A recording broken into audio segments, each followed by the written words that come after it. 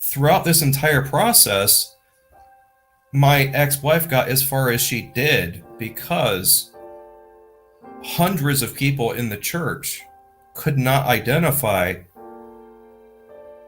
right and wrong when it was standing right there in front of them in a courtroom.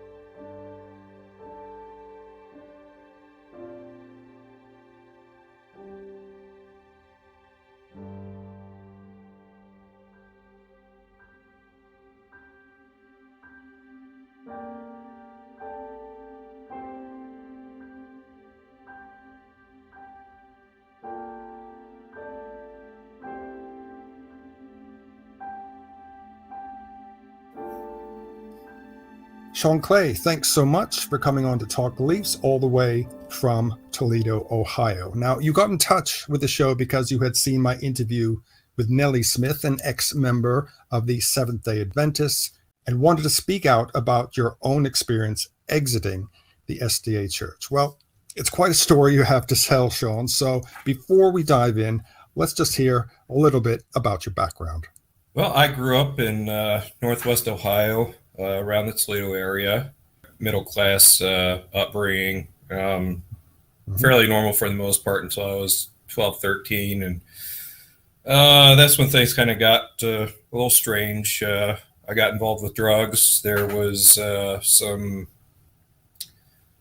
sexually related abuse going about, relating to pornography and exposing me to inappropriate things along those lines. Ended up dropping out of trade school about as soon as I turned 18. And for the last 3-4 years, I've basically been raising my daughter alone and just holding down the fort. You had a secular upbringing and no real experience of church or any kind of religion, let alone the Seventh-day Adventists. That is, until you met your first wife. There'd only really been a mild curiosity at best, no real experience with religion. I met my first wife when I was 18.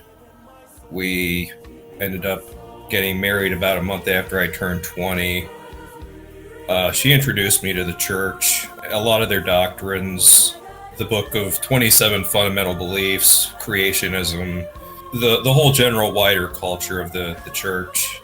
We were both baptized. She was rebaptized in 1998 when we got married. I got really into it around that time and really took it to heart and just poured myself into it over the next following years, probably 2 or 3 years. Well, you were fired up for this faith, and in the year 2000, you decided you wanted to be a pastor in the SDA Church. But it was during this time of study that you began to look at this church in a different way. Isn't that right? Yes. In 2000, my wife and I made the decision to move down to Collegedale, Tennessee, home of Southern Adventist University, for me to pursue a degree in theology. I hadn't really spent a lot of time in a large Adventist community to that point. Adventist churches tend to be fairly small gatherings, 30, 40, maybe 50 people at most for the most part. Mm-hmm.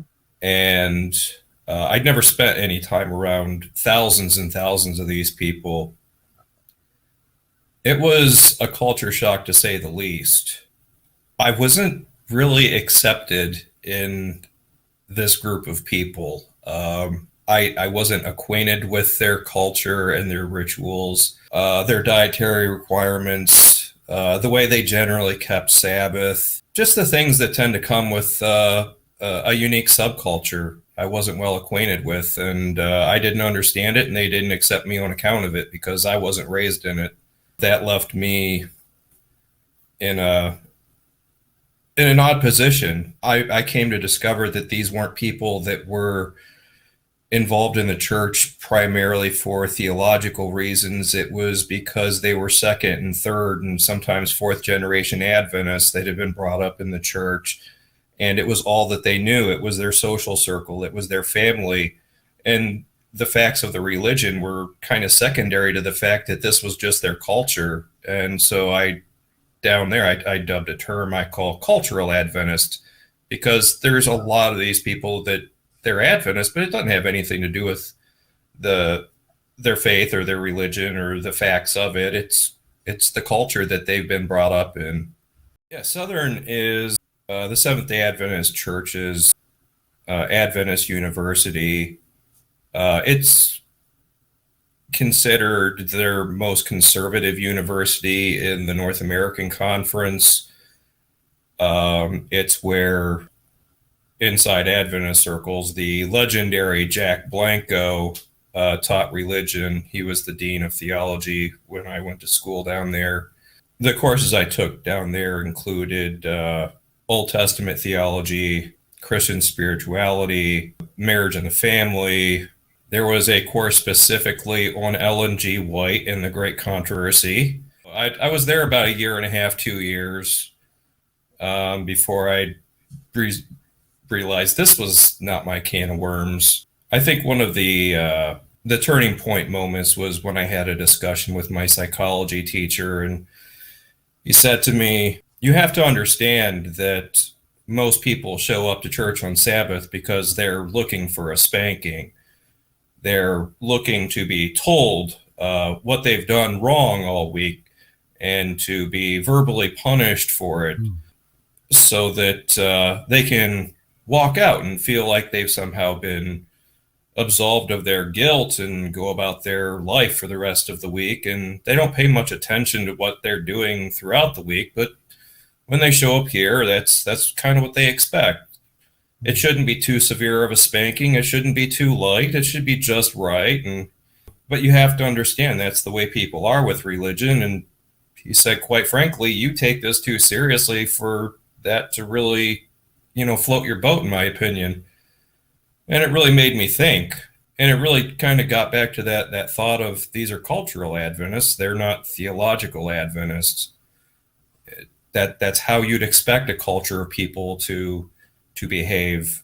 It really kind of rattled my cage. I was expecting something more serious and earnest out of the experience, and it was anything but.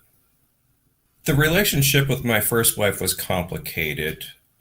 She was not and is not a mentally healthy person. Prior to moving to Tennessee, she'd had the first of several affairs, and it was on the heels of concluding one that we ended up moving down there.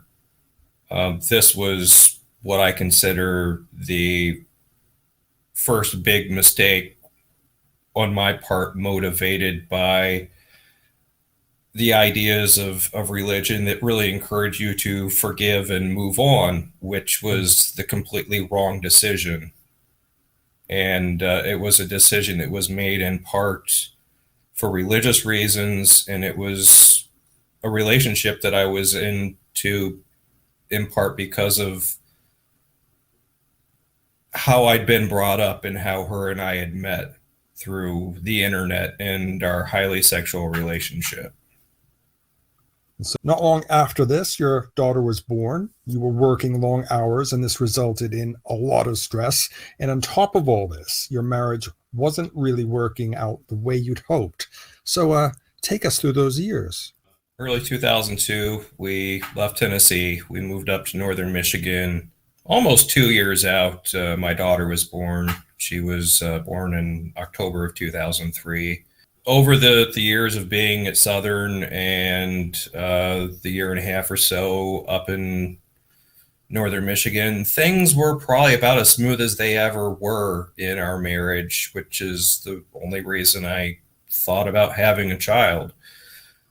But leading up to my daughter being born and then her being born, the stress of things, it got to me, it got to my wife. I think the stress really aggravated underlying problems she already had.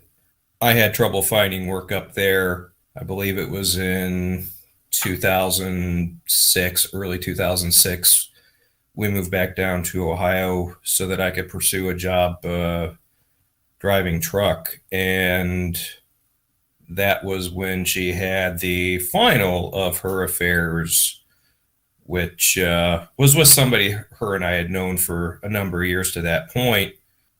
I really tried to do everything I possibly could to avoid that becoming a problem, but it not being there wasn't much I could do about it. My wife eventually moved her boyfriend in. I ended up supporting them for about a year and a half, fueling his car, paying for his food, paying for everything for his daughter, paying for his insurance, putting tires on his car, paying for the rent, paying all the bills. And after a while, it became pretty obvious what was going on. There is no denying it. And I all I wanted out of the situation was a relationship with my daughter.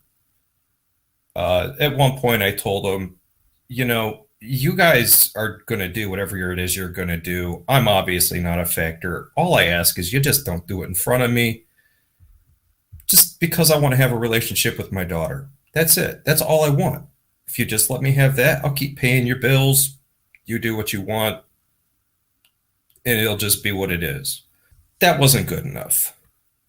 So one evening, Friday evening, I came home, dropped my suitcase in the living room, walked down the hall, and there's my daughter and his daughter in my daughter's room playing. And I stick my head in, I wave, I say hi, and I take 2 steps over and look into my bedroom, and there's my wife with her boyfriend in my bed, door wide open. Like, I didn't even have to push this door open to see what I saw, which really bothered me considering there were 2 kids playing in the next room. A couple days later, I shot off my mouth. I told her I felt like choking her. And in Ohio, should I even say making a threat? I said the words. Would I've done it? Absolutely not. Because I'd been married to the girl for 10 years and there'd never been any physical violence. But in Ohio, saying something like that to somebody constitutes the crime of domestic violence, for which I was convicted. And that began the process of a long, ugly divorce and post-divorce situation, which is the real thrust of this interview. And what about the SDA church throughout all this? How were they behaving? Over the course of my wife moving in her boyfriend, they were very accommodating to her taking him and his daughter to our church. They knew who I was. They knew who she was. They knew who my daughter was. And they openly welcomed my wife bringing her new side piece to church. And even as the divorce ensued, they completely embraced her. And the pastor of the church, in fact, told me by email that I was in no way welcome at the church anymore because they had chosen to welcome my wife and her boyfriend through this divorce. They basically bought everything that she said, hook, line, and sinker, and didn't question any of it once. It was an ugly situation where I didn't just lose my daughter. I lost everything I owned. I lost the church that I had belonged to for 10 years. I literally walked away from the situation with 2 hours a week of visitation and a couple of suitcases of clothes. And the church was completely fine with that.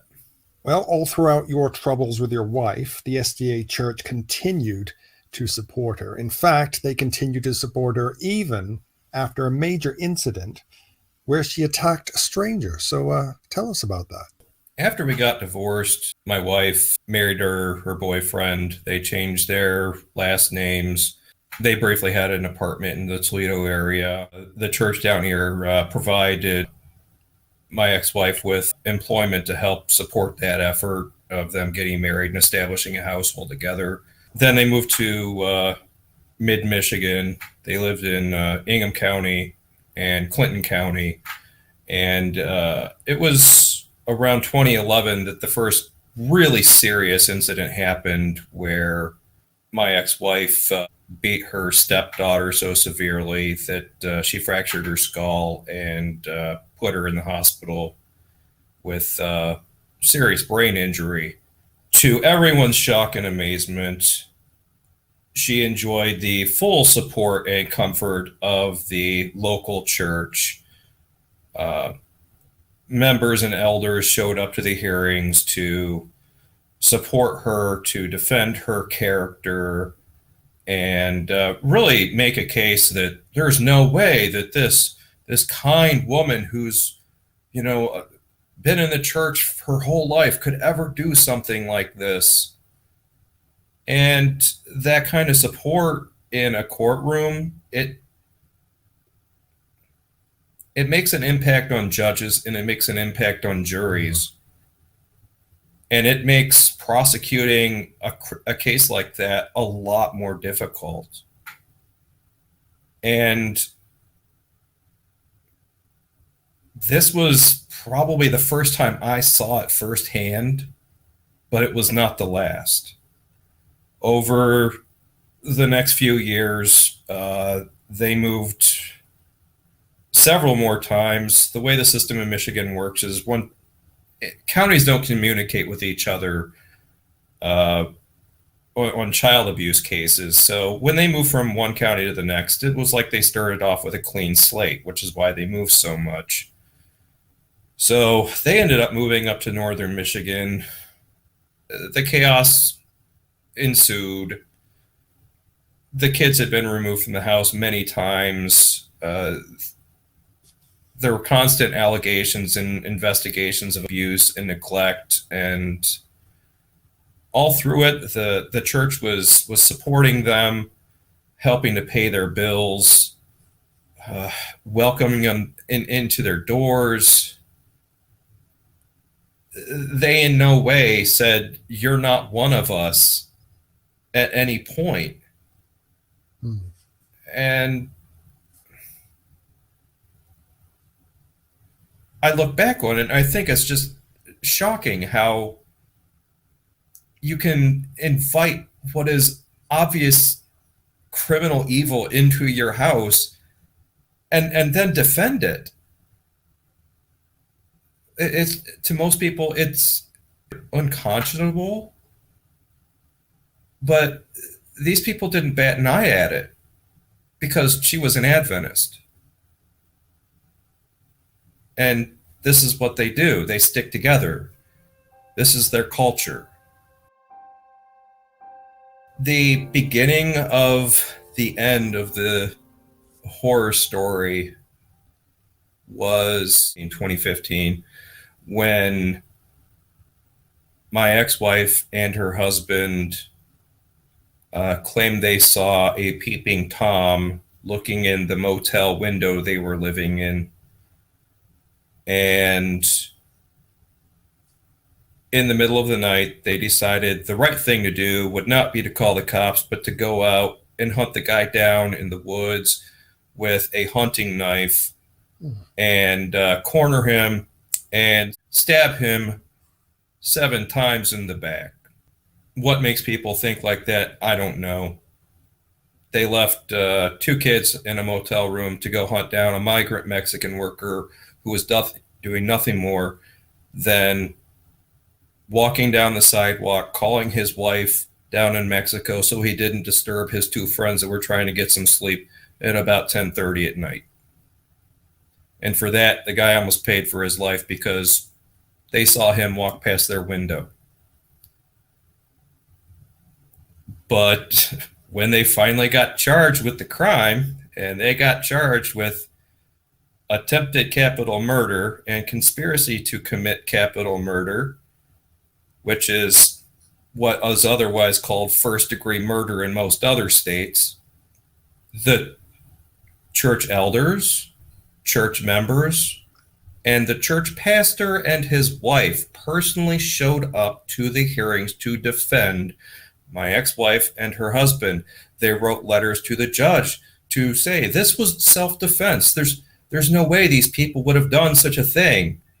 After 10 years of documented abuse and violence and neglect towards almost everyone they came across. At this point, it's not like there was any kind of case to be made that this was just some freak occurrence. This was just their mode of operation, and it was well established. But this entire church of people didn't think twice about walking into a courtroom and further defending it. Wow.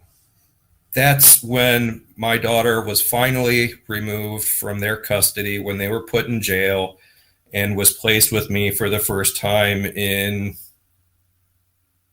about 8 years, I think. 9 years? Yeah, about 9 years, I think. The legal process in these situations is complicated. Things that you might think would just be assumed legal procedure aren't. I had to sue for custody, even though my ex-wife was facing serious violent charges and was sitting in a prison cell. I think the final chapter of my dealings with the SDA church began with the process of suing for custody for my daughter. It was a necessary thing to do as a legal technicality to secure the fact that my daughter would never end up with my ex-wife again. And in the process of doing that, she got out of jail and was working her way towards earning custody of her 2 children back. She was already having visitations with the 2 of them, and the county was already discussing possibly placing her younger son back with her.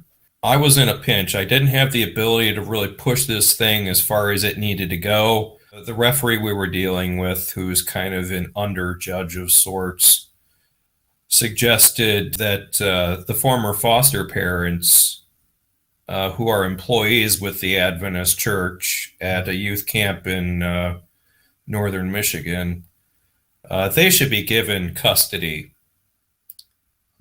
And because of the time crunch and the risk of what would happen if my ex-wife got her hands on 2 kids again, the thought was she'd be gone. We all agreed, yes, this is the best option, and we'll revisit the legal question later. Later comes, and it didn't take them very long to start flexing their muscle once they thought they had legal authority. They told me on no uncertain terms that now I was going to have to negotiate with them for a relationship with my daughter around their schedule and demands. I tried to work with them. I tried to negotiate with them. I tried to be the nicest possible guy I could with them. And it was getting me nowhere. Things really hit the fan when they decided they were going to strong arm me and offered me no time with my daughter over the course of an entire holiday season, from Thanksgiving all the way through to New Year. I thought this was unacceptable. My daughter thought this was unacceptable. And it was at that point that I filed suit against them for full custody.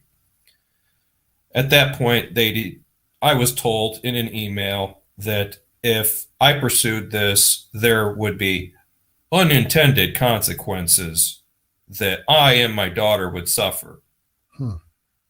I don't think any parent responds well to those kinds of threats. No. So I pushed forward. In fact, my ex-wife's parents spotted me a large sum of money to hire a good lawyer to make sure this got done right. And it did get done right. They lost utterly and completely. I ended up with full, undivided custody. And because I told my daughter that, yes, I understand these people have been a part of your life. They will continue to be a part of your life. I've kept my word to that. In fact, she's up there right now spending time with them. But that experience and the combined experience of everything I dealt with my ex-wife really made me have to stop and think about the larger underlying problem with this church. These people didn't challenge my parentage of my daughter for moral or ethical reasons. They did it out of what they believed were purely religious reasons. There's no right and wrong about it. What they did was flat out wrong. You don't need to be a theologian to know that. You just need common sense to be socially adjusted in some kind of a way. Anybody would know what they did was wrong. But their religion justified them treating me like this, taking the stand that they did. And it really got me to thinking. One of my ex-wife's biggest problems in life was that she entertained a lot of silly ideas that had no basis in reality. They divorced her from reality. She had been brought up in this culture, in this church, that embraced completely false, wrong ideas. And it didn't offer her any framework for sorting out the right and wrong ideas that her own mind invented. Just like with the couple that worked for the camp that temporarily had custody of my daughter. Their religious framework of ideas offered them no tools to identify what was right and wrong when it came to getting between my daughter and I. Throughout this entire process, my ex-wife got as far as she did because hundreds of people in the church could not identify right and wrong when it was standing right there in front of them in a courtroom, in a DHS investigation, in their own sanctuary, in their own camp, in their own home. These people couldn't identify somebody who was clearly doing wrong and evil to elders, to children, to complete strangers. And why do you think they couldn't identify it? I think the reason they couldn't identify it is because the Adventist system of belief is a well-developed, highly integrated system of belief that believes in things that are demonstrably wrong. As I said in the beginning, these people believe in creationism. They believe in the flood. They believe in Moses and the Exodus from Egypt, things that you can scientifically prove are flat out wrong. These people take a very literal interpretation of the Bible. Not to mention they started with a prophetess who got things wrong. Yes, there's that too. That's just kind of like the cherry on the sundae. It's no surprise that the Seventh-day Adventist Church is what generated the Branch Davidians. Exactly. These people were a direct product of that. It was just a bunch of Seventh-day Adventists that one guy decided, hey, I've had a prophetic vision too. And he tried selling that around the church, and they said, well, no, we don't believe you. We're sticking with Ellen White. And so they ended up being the Branch Seventh-day Adventists, and they're still carrying on to this very day. I think that's how Ellen White started. She saw other people having quote-unquote visions, and she thought she would have one. So it's a bit of a vicious cycle. Yes, it is a vicious cycle. It deserves to be understood that the Adventist Church came from a period of time in American history when spiritualism was a very vogue thing, and this was the period of time just after the Civil War. There was a lot of pain, a lot of misery, a lot of confusion. It was the dawning of the Industrial Revolution.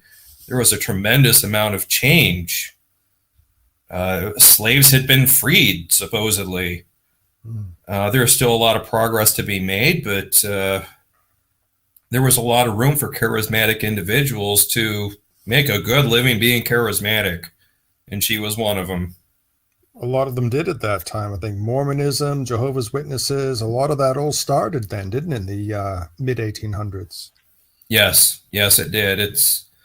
The Adventist Church is one of a collection of organizations that sprung up in this very fertile spiritual environment of the mid-19th century.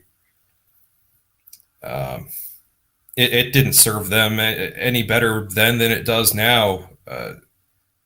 There's an event in Adventist history known as the Great Disappointment, when one of the original church fathers, I think it was, his first name escapes me. His last name was Miller. William Miller. Yes. He'd made a prediction that the world would be ending on a specific date. Yeah, of course.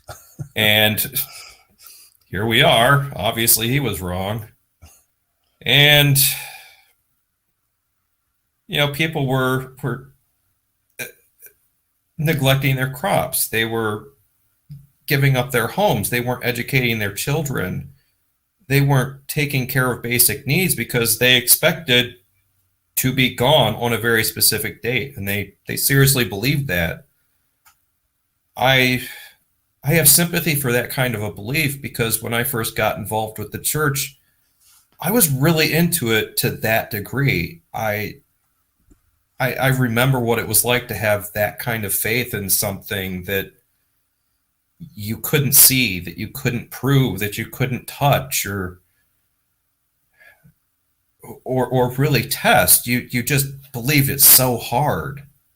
And that was what compelled me to explore, an education in theology and becoming a pastor in the Adventist church. I wanted to share the power of that belief with other people because I thought it had power to do good.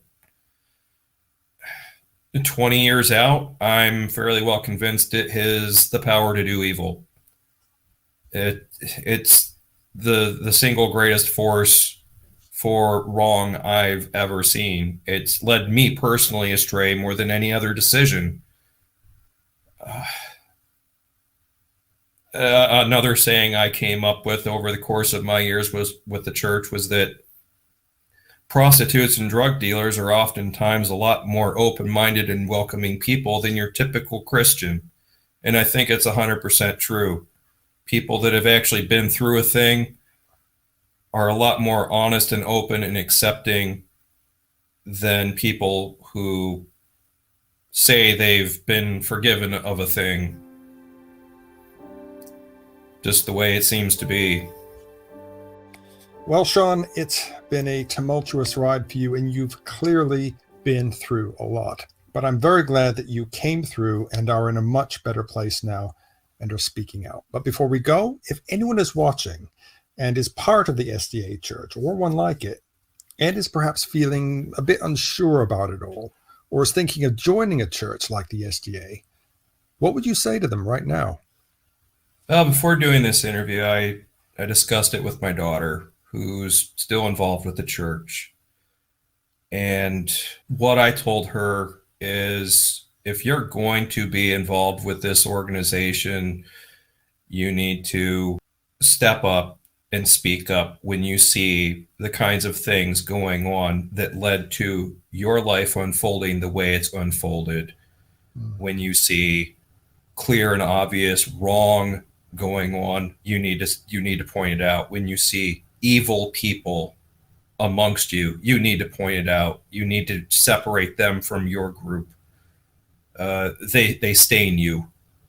If you're not involved in the church, I don't know how in any good conscience to tell somebody to give it a fair shake, because there's just no shortage of how much wrong it has done. there's an entire ex-Adventist subreddit that tells the myriad stories of people who've lost brothers and sisters and parents and friends to this organization, because it's not just about belief, it's about the culture, and the culture is a very strong component of it. Maybe it does some people some good. It definitely does some people some bad.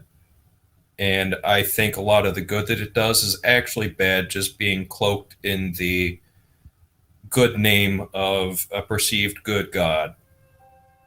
And that's pretty much my bottom line. Sean Clay, thank you very much indeed. Thank you for having me. This was not an easy decision, but I feel it's the right thing to do. People need to hear this.